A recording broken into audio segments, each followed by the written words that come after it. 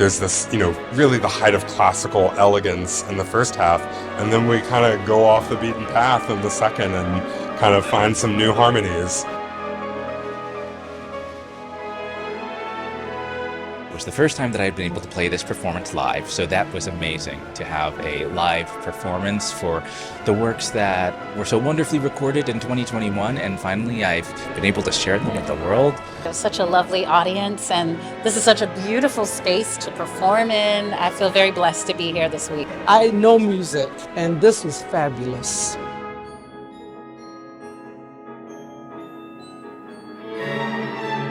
I came with a high expectation of what I would experience, but this surpassed anything I could have ever thought it would be. Because this cheering, this standing ovations, the energy that they bring us every time we perform, even before we perform, just the energy that's in the room and the positivity makes performing such an honor.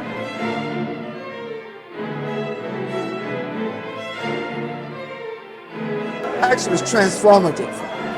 It not only just reminds us of the past, but to me, when I listen today, it helps us to begin to shape a better future. Toughest explains Edmund's music so well on the piano, but it's just great to be able to have the historical piece and the musical demonstration.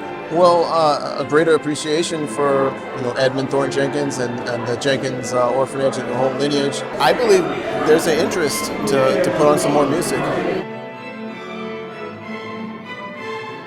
I certainly wish Joseph C. Phillips Jr. could have been here tonight, the composer. This was the first time it's ever been done since we did the world premiere in 2018, and I'm sure he's very proud that another orchestra was able to touch his work. For once, I am absolutely speechless. I was on the edge of my seat the entire time. It very much resonates with me. I think it resonates with all black men, especially, of course, Ferguson. Whether we've known someone who's lost their life to police violence or we've been put in a position where our lives have been threatened by the police. I especially enjoyed the setting at the Library Society.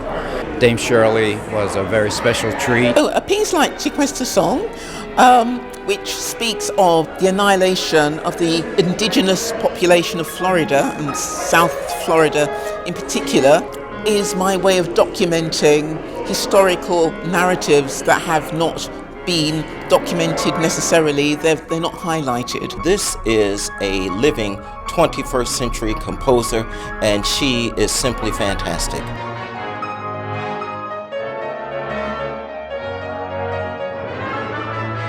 Just enjoyed every moment. Literally, you can see the musicians just loving every little bit of what they were putting forward. Well, I had a blast.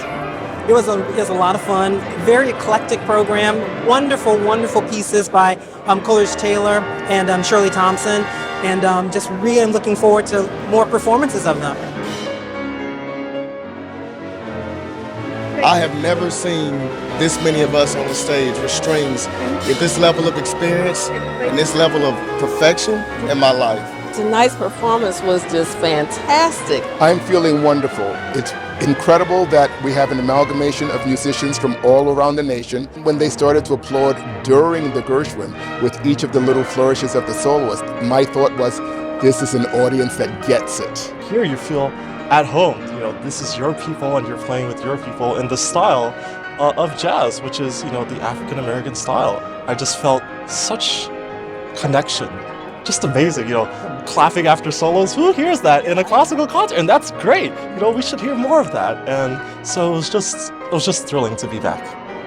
Coming back to our home base, our Charleston Gaillard Center has been the highlight of the past 11 years for us. And I'm floating.